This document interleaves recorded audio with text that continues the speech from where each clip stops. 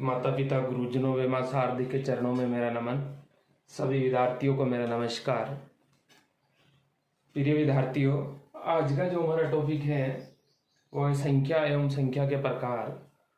और जो संख्याओं के बारे में क्या है कि बहुत सारी जानकारी नहीं होती है। जैसे कि प्राकृत संख्या में सबसे छोटी संख्या कौन सी है, कि पूर्ण संख्याओं में सबसे छोटी संख्या कौन सी है, ऋणात्मक संख्या के समूह में सबसे बड़ी संख्या कौन सी है। तो ऐसे करके ये सारी चीजें हम एक एक करके पढ़ेंगे। प्रिय विद्यार्थियों, तो जो पढ़ाई करते हो आपको आज अगर दर्द लग रही है, कल आपको यही दर्द एक आपकी सबसे बड़ी ताकत बनेगी। तो आपको लगातार पढ़ते रहना है, आलस कभी नहीं करना है, कुछ ना कुछ सीखते रहना है हर रोज। तो हम भी आज धीरे धीरे करके इन दर्द को झेलते हैं और आगे जाकर एक बड़ी ताकत बनाएंगे। तो प्रिय विद्यार्थियों, जो आज का हमारा टॉपिक है वो है संख्या पद्धति। संख्या पद्धति मतलब सारी संख्याएं आ जाएगी। इसमें संख्या पद्धति में क्या है कि जैसे सम संख्या हो गई, विषम संख्या हो गई, भाज्य संख्या हो गई, अभाज्य संख्या हो गई, पूर्ण संख्या हो गई, पूर्णांक संख्या हो गई, प्राकृत संख्या हो गई, दशमलव संख्या होगी, प्रमेय संख्या होगी, अपरिमेय संख्या होगी। मतलब सारी संख्याएं, जो संख्याएं हम एक एक करके उनको आराम से पढ़ेंगे और आप भी आराम से समझना, बिल्कुल आराम से पढ़ाएंगे हम। तो संख्याओं के जो प्रकार है, पहले आप समझना कि संख्या और अंक में अंतर क्या होता है। कि अंक, देखिए अंक तो वो होते हैं जो 0 से 9 तक होते हैं।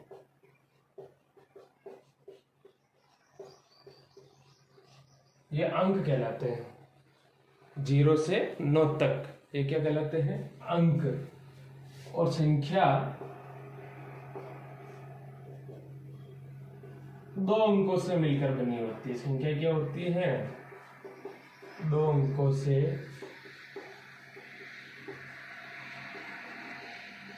मिलकर बनी होती है। तो देखिए, संख्या और अंक में अंतर है, तो इसी अंतर को आपको ध्यान में रखना है कि अंक का मतलब 0 से 9 तक ये अंक हो जाते हैं और संख्या 2 अंकों से मिलकर बनी होती है। जैसे 10 संख्याएं हो गई, 20 संख्याएं हो गई, मतलब 2 अंक है इसमें, भाई 0 भी अंक है, 1 भी अंक है, ये इस प्रकार से। तो अब जो संख्याएं हैं, सारी संख्या को पहले मैं नाम लिखता हूं। देखो, हम जैसे सम संख्या हो गई, विषम संख्या हो गई, भाज्य हो गई, अभाज्य हो गई,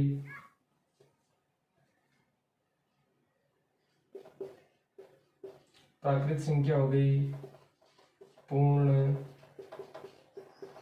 पूर्णांक, परिमेय, अपरिमेय, वास्तविक,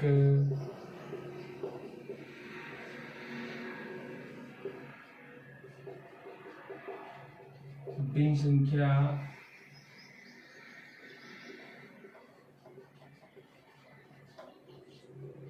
दशमलव संख्याएं। देखिए, और भी संख्या आएगी तो हम एक एक करके पढ़ेंगे। अब इन संख्याओं को हम एक एक करके आराम से पढ़ेंगे और आपको ध्यान में रखना चाहिए, ये बेसिक चीजें हैं गणित की। अगर बेसिक चीजें, कहते हैं ना कि नींव, मकान की यदि नींव मजबूत हो तो मकान काफी सालों तक चलता है। अगर हमारी बेसिक नींव मजबूत हो जाएगी तो मैं कहता हूँ कि गणित बिल्कुल ईजी होगी, बिल्कुल सरल है गणित विषय। केवल और केवल आपको बेसिक यानी मेन बेस कंप्लीट करना है, आधार कंप्लीट कर लेना है आपको। बेस कंप्लीट है तो बहुत सरल है। और वैसे गणित बहुत ही सरल होती है, क्योंकि जब एग्जाम देते हैं ना हम बहुत सारे विषयों का, तो गणित में ही सबसे ज्यादा नंबर आते हैं और गणित में पूरे में से पूरे नंबर भी आ जाते हैं, दूसरे विषय में कट जाएंगे। तरीका ये है कि गणित अगर आ रही है तो पूरे में से पूरे नंबर आएंगे और नहीं आ रही है तो 0 नंबर आएंगे। तरीका यही है कि बेसिक चीज आपको बस कंप्लीट करनी है।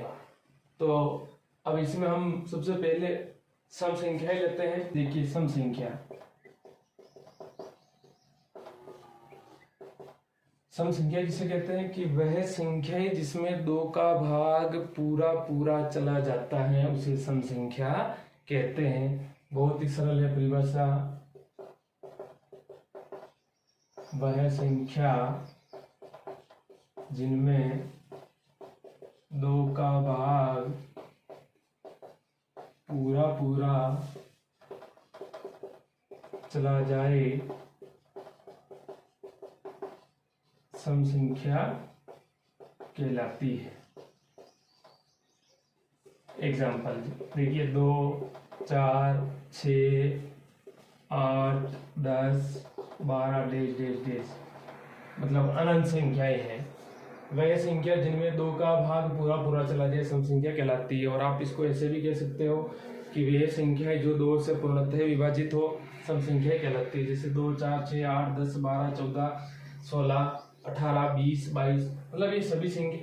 और जो संख्या 2 से विभाजित होगी वो सम संख्या कहलाएगी।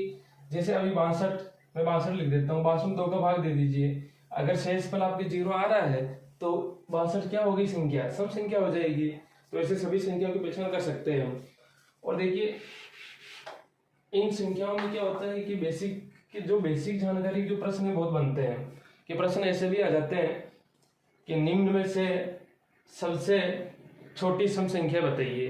तो सबसे छोटी संख्या कौन सी है? 2 है। सबसे छोटी सम संख्या क्या है? 2 है। अब लेते हैं विषम संख्या।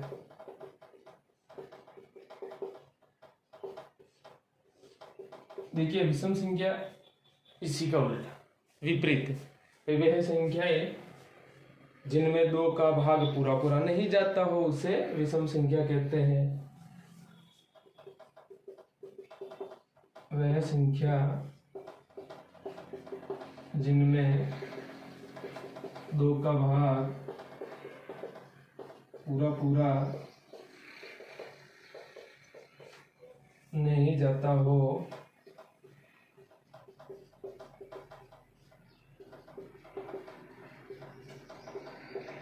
विषम संख्या कहलाती है। देखिए विषम संख्या कौन सी हो जाएगी? 1, 3, 5, 7, 9, 11, 13, 15 सॉरी हाँ 1, 3, 5, 7, 9, 11, 13, 15 डेज डेज डेज डेज ये सारी संख्या कौन सी संख्या कहलाएगी? विषम संख्या। वह संख्या जिसमें 2 का भाग पूरा नहीं जाता हो मतलब वह संख्या जो 2 से पूर्णतः विभाजित नहीं होती है विषम संख्या कहलाती है। जैसे 1, 3, 5 हो गई। अब है भाज्य संख्या। तो इन संख्याओं में आपको थोड़ा ध्यान देना है कि मैं एग्जाम्पल यानी उदाहरण के तौर पे लिखते जा रहा हूँ।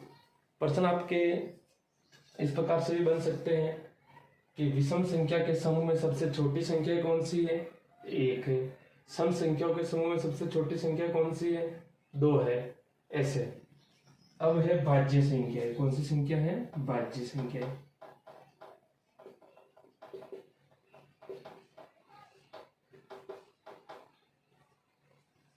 देखिए भाज्य संख्या किसे कहते हैं कि वह संख्याएं जिनके गुणनखंड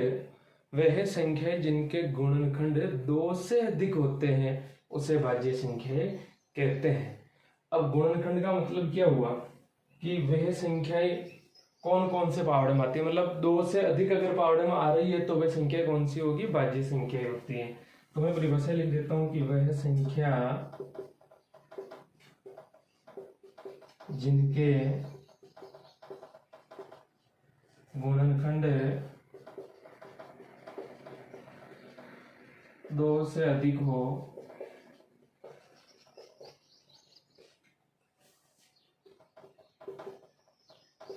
भाज्य संख्या कहलाती है। अब देखो 2 से अधिक गुणनखंड कैसे होते हैं। उदाहरण के तौर पर अभी आप देखो समझना, मैं समझा देता हूं कि जैसे मुझे बताइए। अब 1, 2, 3, 4 मैं 5 तक गिनती लिख देता हूं। अब देखो 1 कौन कौन से पावड़े में आता है? केवल 1 के पावड़े में आता है। 2 कौन कौन से पावड़े में आता है? 1 के पावड़े में, 2 के पावड़े में। 3 1 के पावड़े में, 2 के पावड़े में, सॉरी 3 के पावड़े में। और 4 1 के पावड़े में, 2 के पावड़े में और 4 के पावड़े में। मतलब जो संख्या है वो स्वयं के पावड़े में भी आती है। और 5 1 के पावड़े में और 5 के पावड़े में। अब भाज्य संख्या की परिभाषा ही क्या है कि वे संख्या जिनके गुणनखंड 2 से अधिक हो, 2 से अधिक हो, 2 से अधिक हो भाज्य संख्या कहलाती है। अब देखो 1 से 5 तक जो संख्या लिखी इसमें 2 से अधिक कौन सी संख्या है? 4 है। तो पहली भाज्य संख्या कौन सी होगी? 4। मतलब इसके गुणनखंड क्या है? 2 से अधिक है। इसी प्रकार 4, 6, 8, 9, 10, 12, 14, 15, 16, 18, 20, 21, 22 डैश डैश डैश। ये सभी संख्या क्या है? भाज्य संख्या है। भाज्य संख्या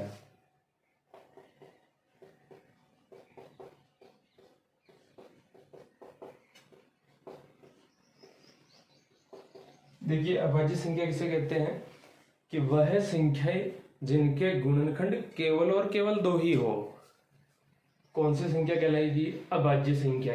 कहने का मतलब ऐसी संख्या है जो एक व स्वयं के अलावा किसी पहाड़े में नहीं आती हो, अभाज्य संख्या। तो वह संख्या जिनके गुणनखंड केवल और केवल 2 ही हो, कौन सी संख्या कहलाएगी? 2 ही का मतलब क्या हो गया भाई? एक व स्वयं संख्या। वह संख्या जिनके गुणनखंड 2 ही हो स्वयं अभाज्य संख्या कहलाती है।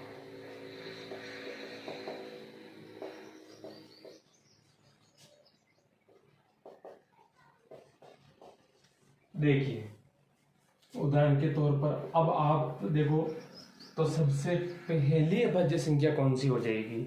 जिनके गुणनखंड केवल और केवल 2 ही हो, तो वो पहली अभाज्य संख्या होगी। तो देखिए, अभी मैंने 1 से 5 तक गिनती लिखी थी, वापस से बता देता हूँ। 1 2 3 4 5। देखो, 1 तो केवल 1 के पहाड़े में, 2 1 के पहाड़े में आता है, 3 भी 1 के पहाड़े में, 4 भी 1 के पहाड़े, 5 भी, मतलब 1 के पहाड़े में सभी संख्या आती है, ये तो मानना। अब देखो, 2 के पहाड़े में 3, 3 के पहाड़े में 4, 2 के पहाड़े में, 4 के पहाड़े में 5, 5 के पहाड़े में। तो देखो, पहली संख्या कौन सी हो रही? जिसके 2 ही गुणनखंड है, तो 2। तो देखो, पहली संख्या क्या हो जाएगी?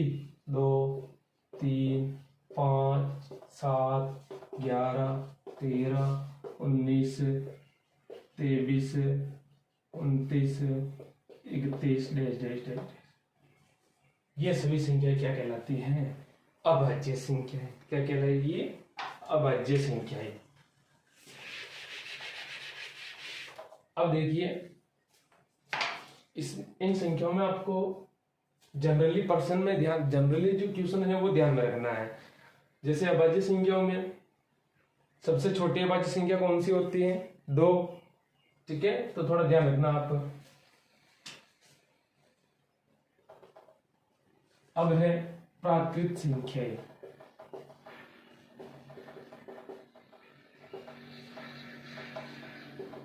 देखिए, प्राकृत संख्या किसे कहते हैं?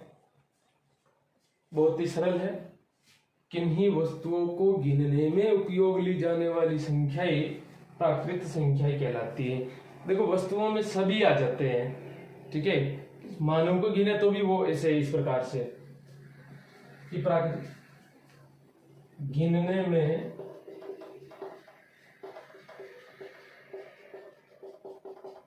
उपयोग ली जाने वाली संख्याएं प्राकृत संख्याएं कहलाती है।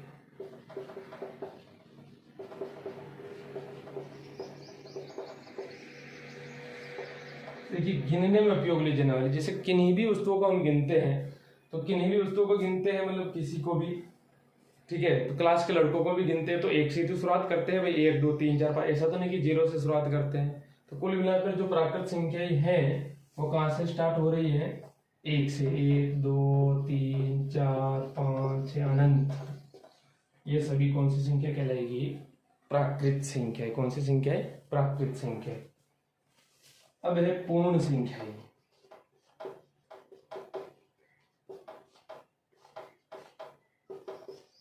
देखिए, पूर्ण संख्या अब आपको थोड़ा क्रम से ध्यान रखना है। प्राकृत संख्या 1 2 3 4 5 6। अब पूर्ण संख्या क्या है कि यदि प्राकृत संख्या के समूह में शून्य को सम्मिलित कर दिया जाए तो प्राप्त समूह क्या कहलाएगा? पूर्ण संख्या कहलाएगी। यदि प्राकृत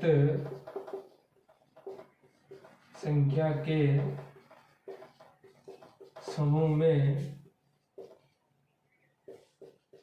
शून्य को शामिल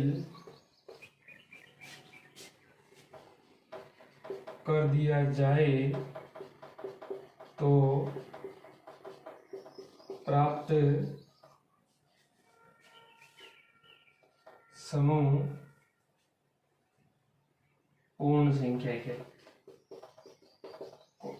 तो प्राप्त जो समूह प्राप्त होगा कौन सी संख्या कहलाएगी? पूर्ण संख्या कहलाती है। देखिए, तो उदाहरण के तौर पे पूर्ण संख्या कौन सी हो जाएगी? 0, 1, 2, 3, 4, 6 ये सभी कौन सी संख्याएं हैं? पूर्ण संख्याएं। देखिए, पूर्णांक संख्याएं।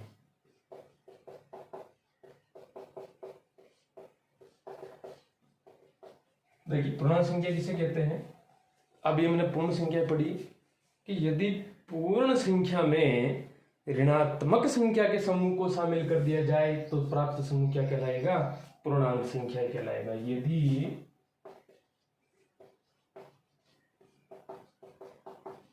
पूर्ण संख्या में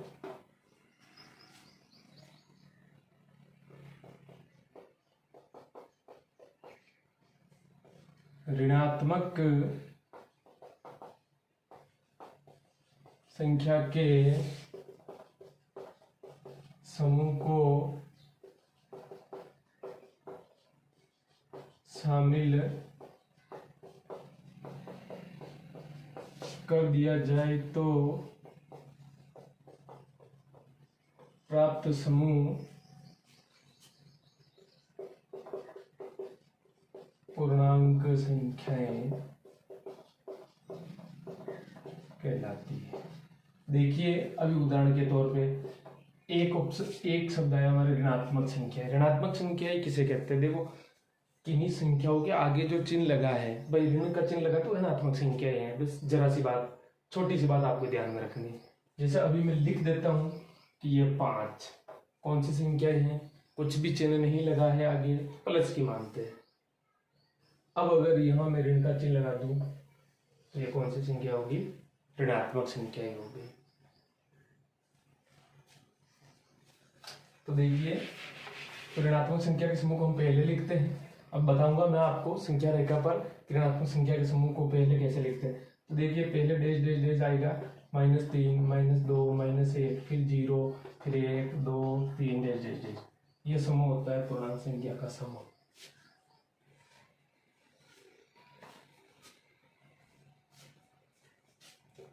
देखिए, दशमलव संख्याएं।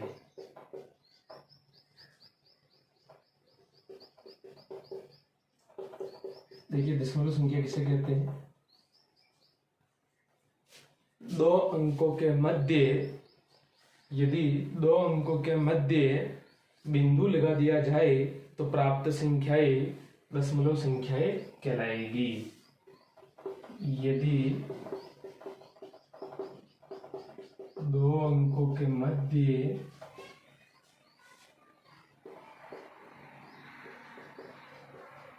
दशमलव लगा दिया जाए तो वह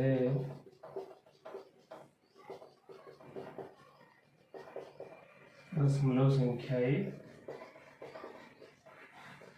कहलाती है। देखिए, जैसे अब जैसे कोई भी दो अंक लिख, ये मैंने दो अंक लिख दिए, अब इसके मध्य में यह दशमलव लगा, दशमलव बिंदु, तो ये कौन सी संख्या हो गई? दशमलव संख्या हो गई।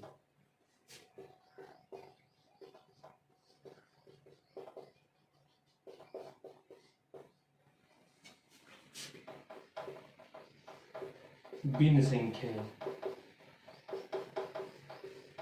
वह संख्या जो बट्टा के रूप में होती है। यानी अंश और हर होते हैं, वही संख्या जो बट्टा के रूप में होती है।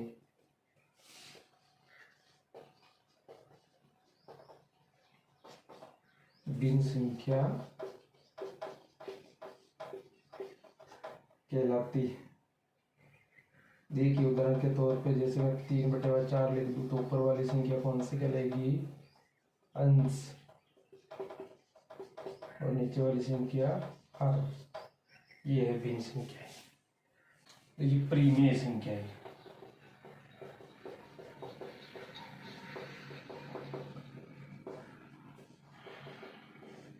परिमेय संख्या किसे कहते हैं? कि वह संख्या है जिनको हम P/Q के रूप में लिख सकते हैं।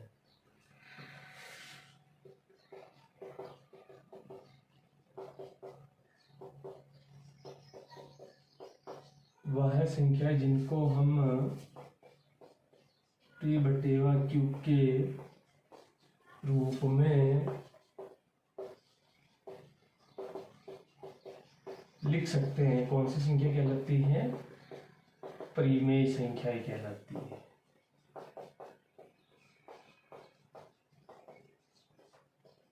ये P/Q में और P और Q क्या है? कोई पूर्णांक है, ध्यान रखना। माइनस की भी धनात्मक संख्या हो सकती है, तो वो परिमेय संख्या कहलाती है। और आपको पता है ऊपर वाली संख्या अभी बताया था मैंने, भिन्न संख्या माइनस, और नीचे वाली संख्या हर। और P और Q जहाँ कोई भी धनात्मक पूर्णांक है, कोई भी पूर्णांक संख्या है।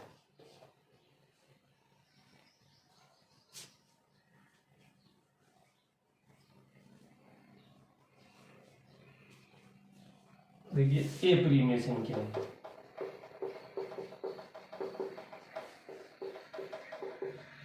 सेम इसी का उल्टा वही संख्या है जिनको हम P/Q के रूप में नहीं लिख सकते हैं।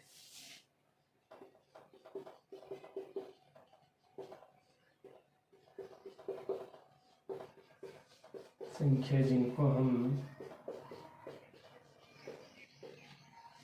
वही संख्या जिनको हम P/Q के रूप में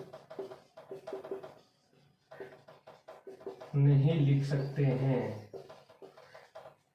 वह संख्या जिनको P/Q के रूप में नहीं लिख सकते हैं, कौन सी संख्या कहलाती है? ए परिमेय संख्या कहलाती है।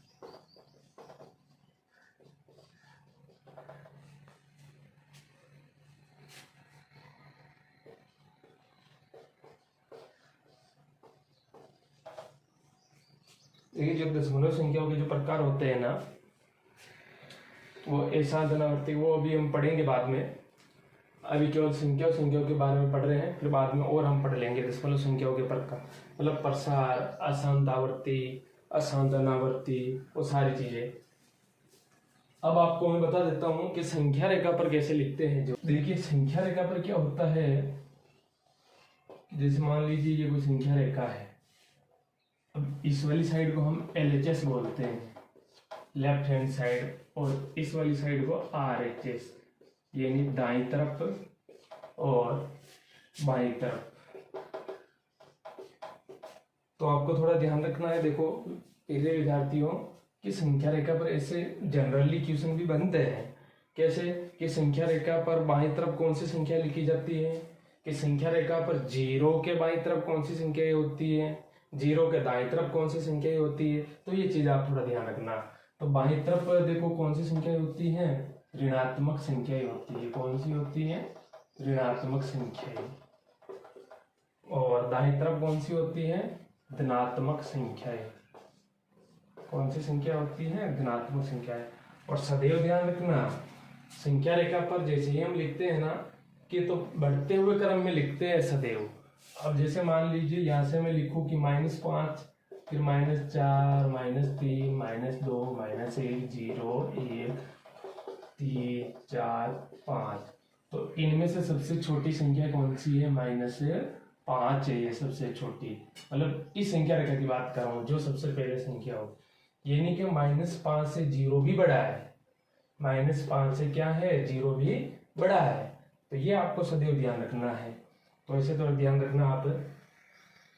तो प्रिय विद्यार्थियों, मैं आशा करता हूँ कि संख्याओं के बारे में आपको समझ में आए होंगे और साथ ही आगे भी मैं धीरे धीरे ऐसी सामान्य जानकारियों के वीडियोस बनाते रहूँगा। और सभी विद्यार्थियों से मैं अनुरोध करता हूँ कि हमारे वीडियो को लाइक करें और चैनल को सब्सक्राइब जरूर करें और अपने छोटे बहन भाइयों को जरूर शेयर कीजिएगा। मैं आपका बहुत बहुत धन्यवाद करता हूँ।